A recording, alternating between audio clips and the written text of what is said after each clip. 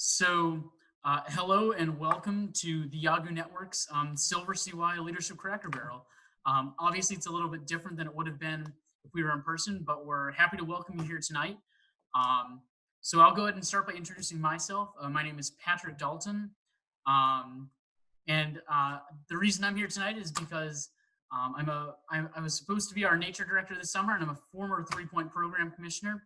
And I'll let some of our other panelists introduce themselves real quick. All right, good evening, everyone. My name is Mcgonagall. I'm the Metasmo Camp Director here at Yahoo Scout Reservation. I've spent a few years of the Yahoo leadership experience as a director. I was able to come up with a program for our new rebranding. Super excited to be here with everybody. A little bit more about me. I'm an Eagle Scout out of Troop 1 Bellingham, and I've spent a lot of time as like a senior patrol leader and leadership roles here at camp. So I'm super excited to speak with everyone and then hear everyone else's perspective on leadership and hopefully learn a thing or two. Hello, I'm Ben Newcomb. I was the New Frontier Director last year and a PC the year before. This year I was going to return as the Campcraft Director, so I'm happy to be a part of this panel. Hello, everyone. My name is Matthew Delva.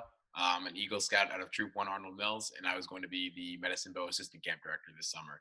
And I'm just excited to be here and talk about leadership with all of you. Awesome. Thanks, guys.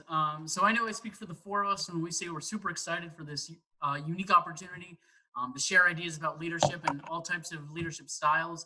But what's really cool about the opportunity that we have presenting leadership over the Yahoo Network is rather than just hearing your program commissioners at summer camp talk about leadership for 1 week of summer, we're actually going to be taking all 8 weeks of the Yahoo Network and having leadership styles build off each other, taking time to explain different styles, when they're useful, when they're beneficial, and how you as a scout can best use them, and more importantly, how you can use them throughout your life. So that being said, we're going to keep moving along. We're actually going to get started with a quick poll. So I'm going to go ahead and post the first one. But this poll is just asking you, what kind of leadership roles are you in right now? So you can answer that whenever you get a second. It's just going to help us, Matt and Ben, Mitch, and myself, answer your questions, better. So that way, or excuse my language there. Having that poll will allow us to answer questions more aimed towards you. But we'll come back to that here in a second. But to get things rolling, we're actually going to have Mitch talk about some qualities and characteristics that make a good leader. And then you'll see how those play into some of our discussions later. All right, so just a general overview of some of the characteristics that make up a good leader. This is by no means an extensive list that includes everything. There are a lot of qualities that go into leadership. Some people have a lot of strengths and weaknesses, and sometimes you have to form a leadership team that complements each other. But some of the ones I want to go over, the first one is integrity. It really starts with yourself with leadership. You can't lead anyone else or ask someone to do something that you can't do yourself. So having integrity, being honest and truthful, no matter the circumstances, even if you don't like the news that's going to come out, of telling the truth, being transparent, having integrity with everything you do, it really sets the tone for leadership with you and whoever you're leading in your troop or patrol. Ability to delegate. So the ability to delegate is absolutely huge and really is a big part of leadership because you can't do everything. If you're on a camp out, you can't cook and clean and make sure everyone has everything that they need to do to set up the tent. There's a lot of things that go on. So being able to delegate and make sure that everything gets done is a really big part of leadership. And another thing that I like to stress on this is it shares responsibility as well. Part of your role as a leader is to continue to develop leaderships past yourself. I remember as an older scout when I was the SPL of my troop, having patrol leaders or assistant senior patrol leaders who were younger than me, and giving them a responsibility helps build up their leadership skills and only makes your troop better, and you really learn a lot as a result as well. Communication is another absolutely huge, critical part of leadership. It's very difficult to influence others if you can't communicate your message effectively. There's a lot of different types of communication. It's really too much to talk about just tonight. As a general overview is that you can't lead if you can't communicate your vision and everything you want to accomplish. And then that also goes both ways with hearing what other people need from you as well. So communication is a huge, huge aspect of leadership. Self-awareness is the next thing I'd like to touch on.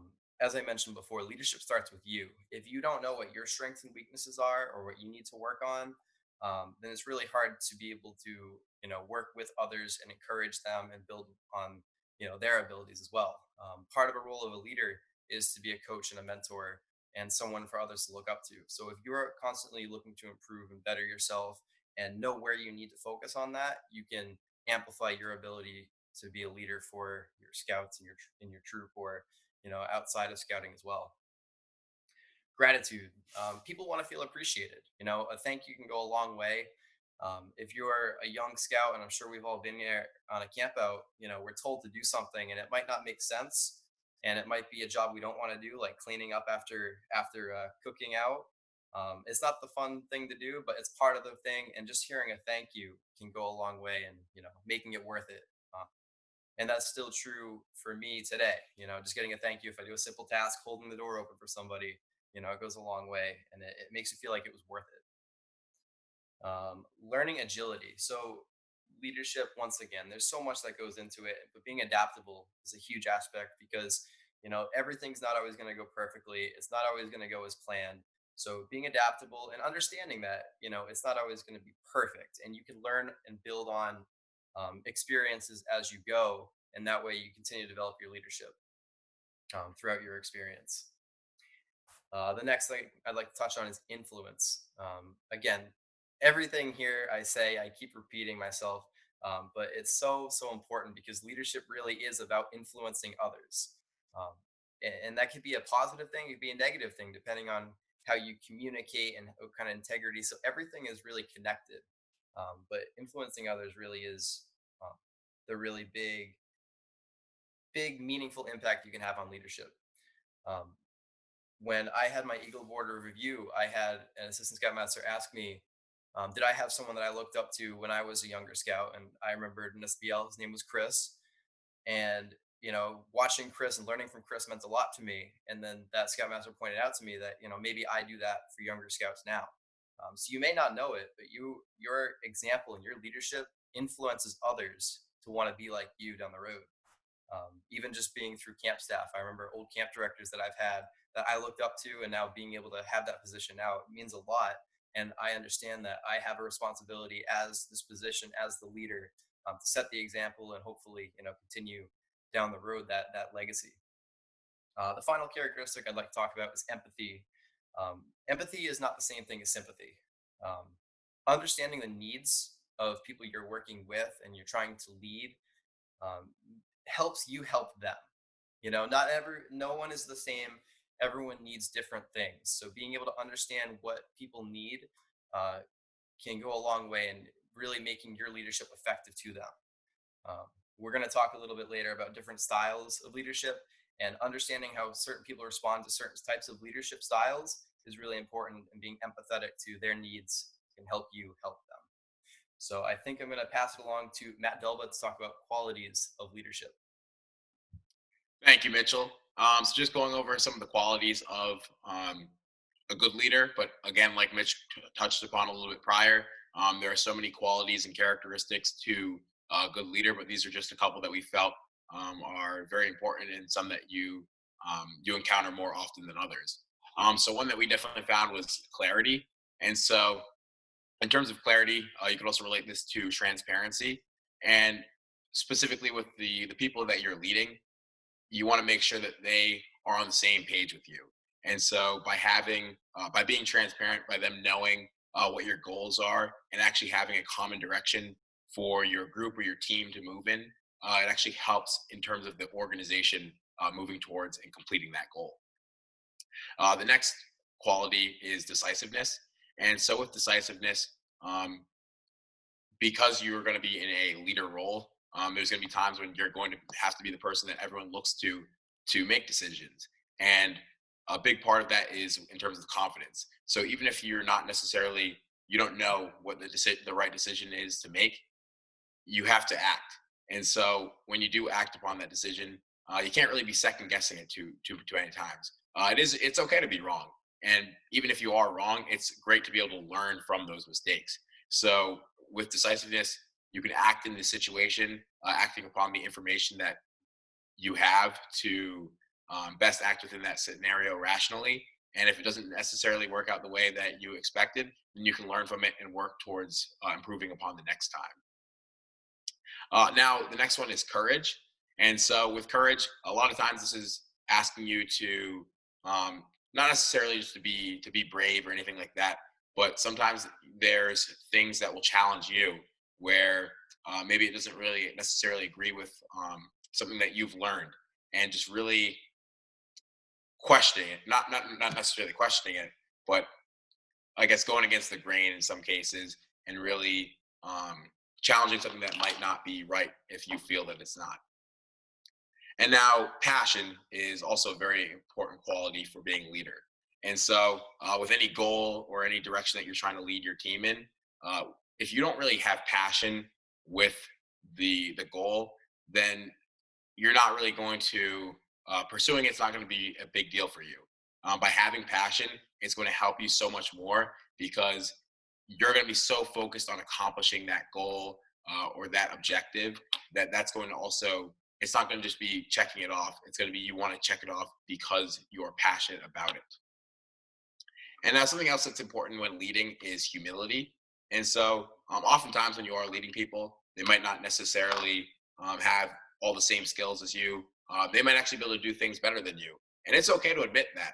And so when people can do things better than you, even though you might be the leader, it's okay to take a step back and ask them to maybe take the reins in an area where they might be more confident or more proficient than you. So I'm not really the strongest knot tire or something like that, but I know that my friend Benjamin is a very strong knot tire. I'm great with lashings and everything like that. And so if we were asked to create some kind of tower of lashings, I might not be the best person to lead that, but a good leader also knows when to follow.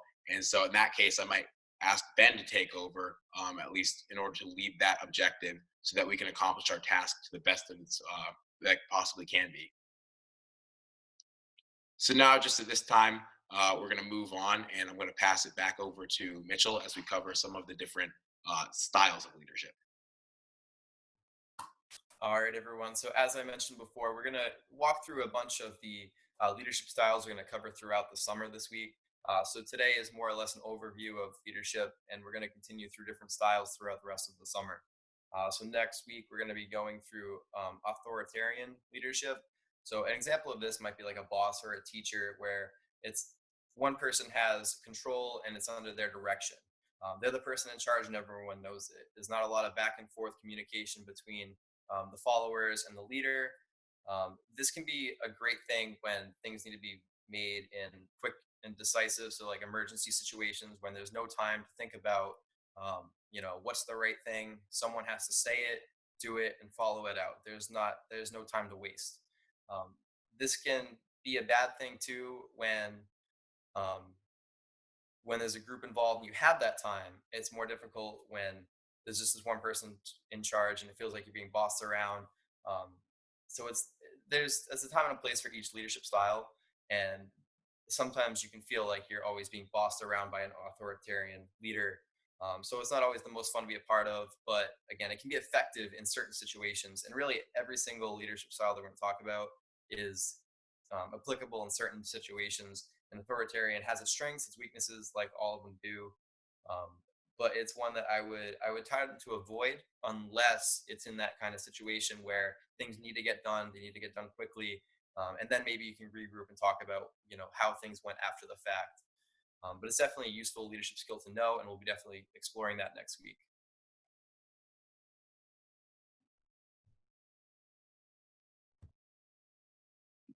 So I'm going to be covering the visionary leadership style. And so with the visionary leadership style, just three of the most important qualities are to be inspirational, to be charismatic, and then also to be strategic. And so as far as inspirational, this is really just goes along with the people that you're leading. So this kind of falls under that same thing with passion. The people who you're leading are more likely to be able to help you and help you to accomplish the goals that you've set out for your team if they feel passionate about it. And part of that passion is them being inspired by you.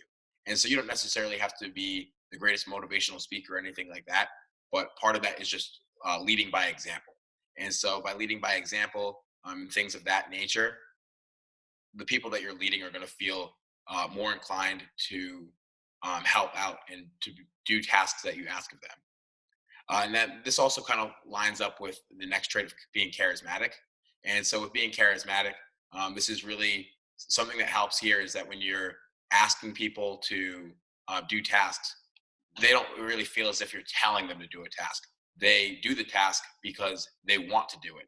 And so being a charismatic leader, part of that is really just understanding people and all the different types of people and really working with them, understanding maybe their strengths and weaknesses, and that and being inspirational really just all align together.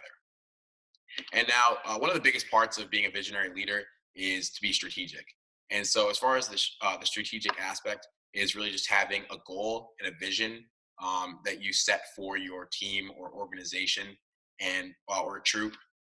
And so, with that, having that strategic goal gives something or some direction for the entire team, troop, or organization to move towards. And if everyone knows what they're moving towards, they're going to be a lot more efficient. It's going to be a lot more easy to focus on what they need to get done and help the team in the long run. Awesome. Thanks, Mitch and Matt. So the leadership style that I'll be going over is the transactional leadership style. So at first, when you hear about it and you hear some of the characteristics of it, it might not sound like the greatest thing in the world, but then as you begin to think of some situations and scenarios where you might use it, it actually comes in very handy and helpful. So the transactional leadership style is all based around positive rewards and incentives. So the first thing that came to mind when I thought about incentives was working with a group of younger scouts or younger children, even outside of scouting in general. So I grew up with a younger sister. I was 6 when she was born, so I've kind of grown up. She's always been 6 or 7 years younger than I have. And, growing up with her, it was like, okay, if you get this thing done, we'll do this for you and stuff like that. So incentives aren't always, something that is for older people, but it can also be used for younger people as well. But incentives can also be used in emergency situations. If you really need someone to get something done, if they give you a hand, you can help them out in return. So there's all sorts of situations that you can use transactional leadership in, with so many different groups, so many different age levels, and with so many different ways. Doesn't always have to be monetary, doesn't even always have to be tangible things, but you can spend time with someone, you can help them with things, all sorts of ways you can use transactional leadership. With that, I'm going to turn it over to Ben. All right, so I'll be covering servant leadership. So this is a little bit different than the other ones that we've covered so far. It's instead of making management that creates results, it's transforming the environment to create results. So the servant leader is going to be the one that's coaching the people that are kind of under them and actually going through the task with them. So it's more of a facilitator role than a boss. So it's usually someone who's done the job before and feels comfortable teaching like the tricks of the trade and can produce results that way. So an example of this is when I was working down at New Frontier last year, I had a really highly motivated staff. And since we were working together for a span of 2 months, like offering positive incentive was always a helpful tool, but also it was even more beneficial to just go through the job with them and invest that maybe a little bit extra time for the higher output in the end. So it's transforming your work environment to be more positive by coaching your peers and can provide a lot of growth.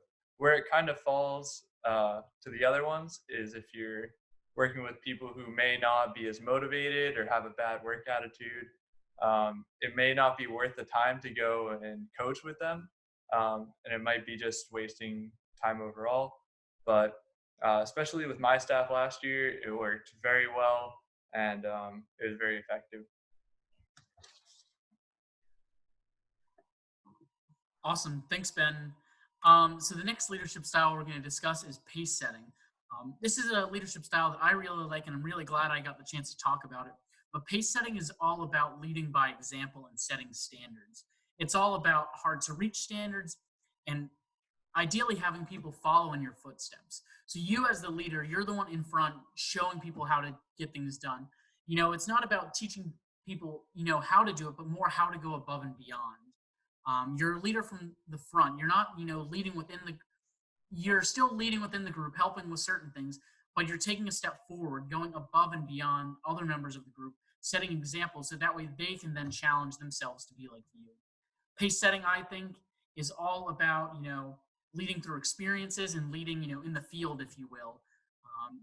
So pace setting, I think, is a really great leadership style. I personally, I follow a lot of examples, a lot of positive examples in my life. So I think it's a great way to go about. So if you set the example for others, chances are they'll follow you. I know I followed a lot of examples here at camp and in life. Even some of the people on this call have set examples for me. So that's that.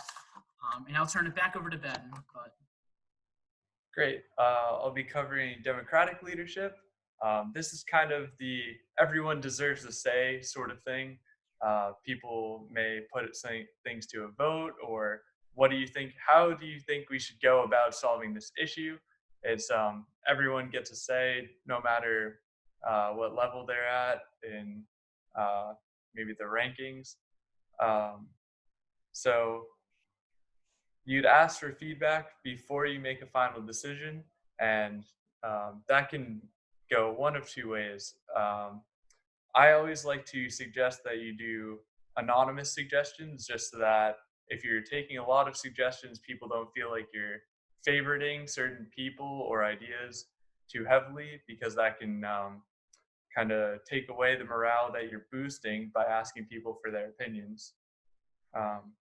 But this is a great way to get people involved and have them more invested in what you're doing than just, hey, go do this. You can say, how do you think we should go about this? And then they can say, I contributed to this idea, and therefore I'm more invested in the outcome.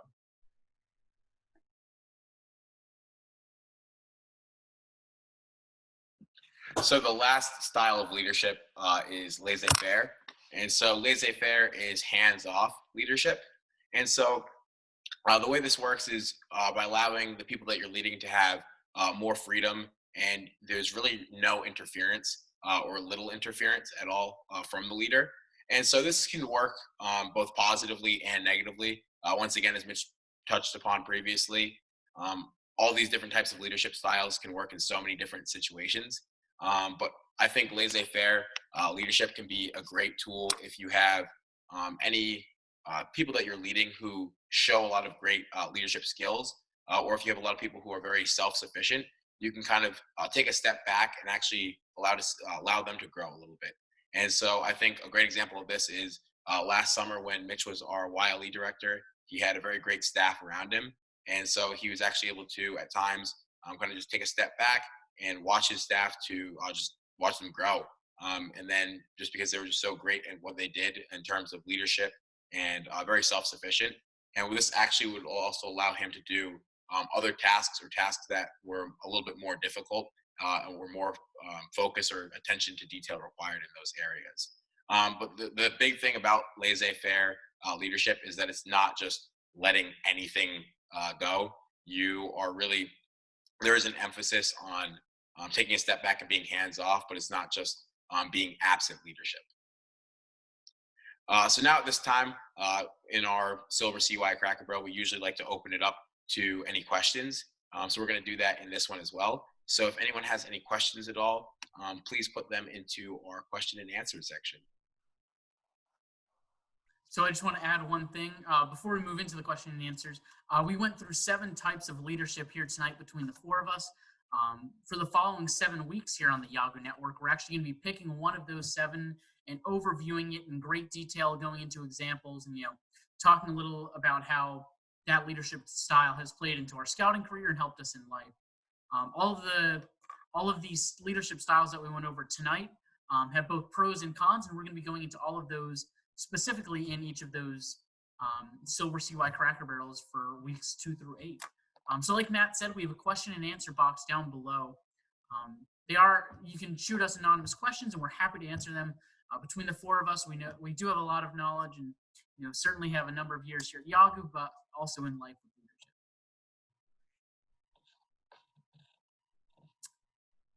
All right. So one question we have: does anyone have their out of the qualities and characteristics of leadership that we went through? Does any of our panelists have a favorite or one that they think is the most important?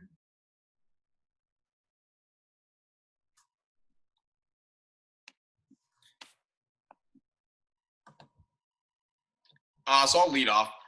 So I personally do have a couple of these leadership styles that I typically that I like more. And my personal favorite would probably be the visionary leadership aspect or leadership style.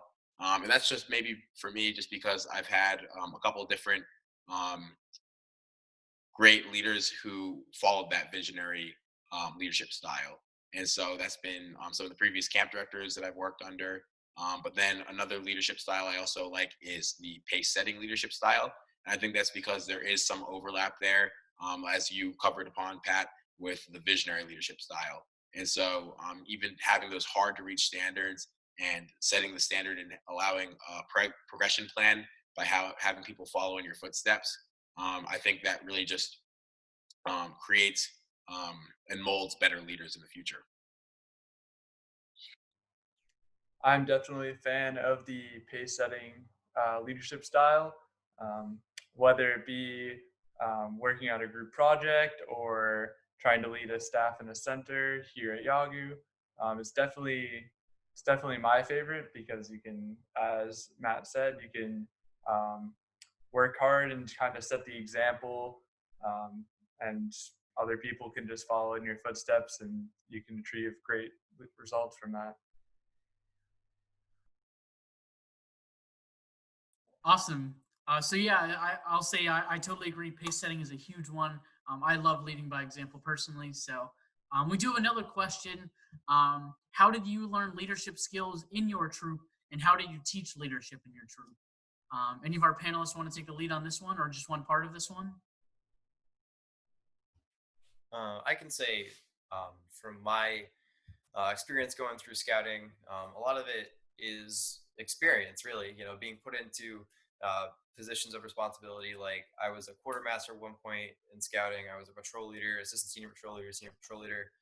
So experience is really important, and then as well as having a really strong support system of older scouts and adults, as well as you're leading by example. As you're actually leading, going through it, having tips and tricks as you go are extremely helpful. I think something that's really important is this doesn't mean doing things for the scouts, but pointing out things that they should look for. Like maybe your tone of voice, for an example. If you said something that came off kind of harsh, that can be off-putting to a scout. Things like that. I was also sent to NYLT when I was in my troop, and I spent time doing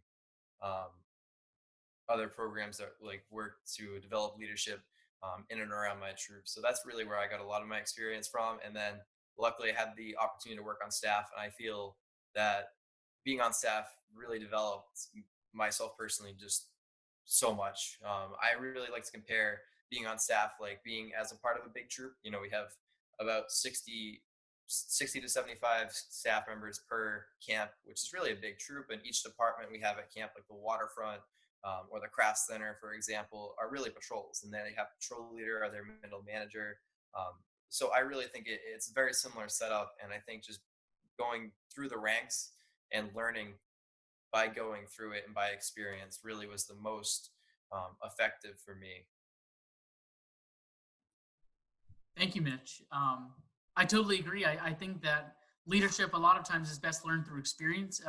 I don't think you didn't say this, Mitch. I'm not trying to, but I don't think leadership is dumping someone into the senior patrol leader position at a super young age. I totally agree with Mitch. It's gradually making your way into that position.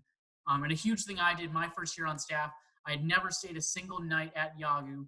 I had to ask a ton of questions. So as being a leader, ask people who have held that position before, ask people who, might know more than you. Never be afraid to ask questions. So we have another question here. What do you think is the hardest part about being a leader? What do you think is the hardest part about being a leader? Anyone want to take a dive at that one?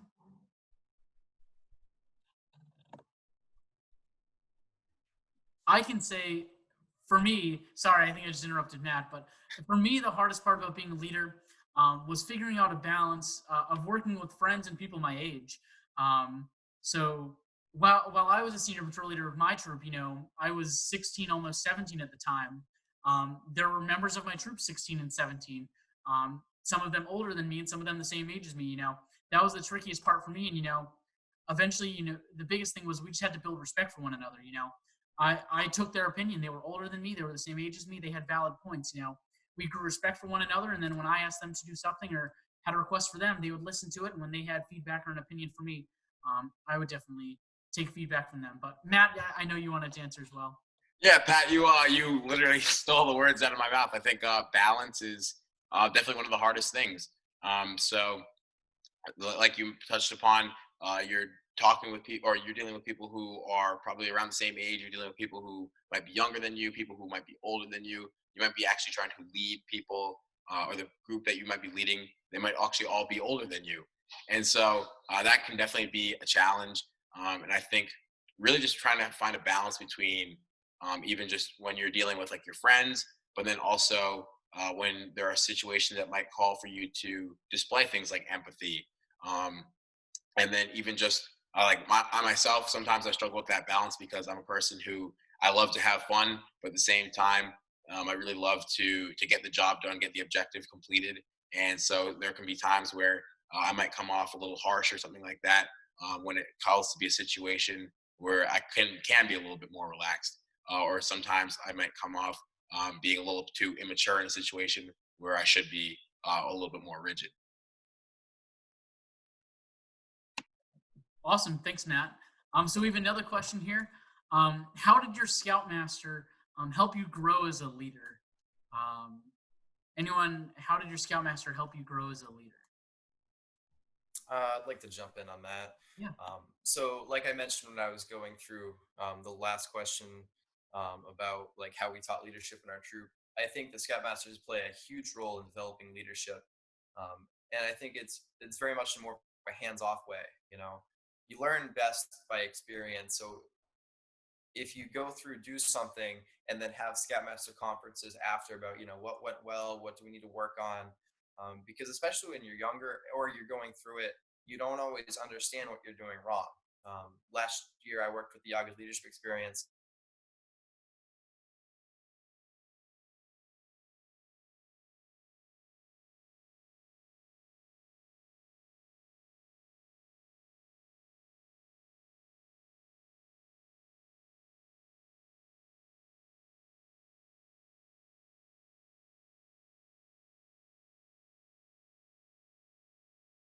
So I think we lost Mitch there. Having a whole bunch of us here at Camp Yagu on Zoom right now is stretching our Wi-Fi, I think. But one more question here for our panel, and is that, do you think that leadership and skills that you learned in scouting are applicable to your outside life? Do we think that leadership learned in scouting can be used other places? I'll hop in on this one, and absolutely. So the skills and the leadership styles that you learn in scouting can apply to so many different things. For me personally, when I used to play sports when I was younger, the skills and leadership styles that I learned in scouting helped me a lot, because there's times where, like, yeah, if you're part of like a team sport, you might want to have a little bit more fun, but then there's also times where it might call for a different style of leadership. But then also in just the professional workplace, I think a lot of the big things that I've learned and used in the workplace, I've learned from scouting, and it's helped me to become a lot better in those areas. Awesome, thanks, Matt. I know I totally agree. So I just finished my first year at college in Massachusetts. So I think that my a ton of leadership that I learned through scouting, it helped me in school, working in groups. A lot of my life and going through high school and everything was people I'd known for years. But leadership styles and skills that you learn in scouting are super applicable and other places as well. With that, I'll give it a couple more seconds, see if we have any final questions for any of our panelists here. But with that, I do want to thank everyone for joining our Silver CY Cracker Barrel this evening. As we mentioned earlier, we are doing a live Silver CY and Leadership Cracker Barrel all 8 weeks on the Yahoo Network. So be sure to tune in. Those 7 leadership styles that we overviewed tonight, in order, they're authoritarian, visionary, transactional, servant leadership, pace setting, democratic, and laissez-faire. Those are the 7. So be sure to tune in and catch all 7 of those for the next 7 weeks. We're going to be breaking them down, going through pros, cons, when you can best use them, and how the 4 of us and even more of our Yahoo Network staff have used them in our time. So it won't be the same 4 of us each week, but you'll definitely see us all again. So with that, thanks for joining and have a great night, and we'll see you on the Yahoo Network.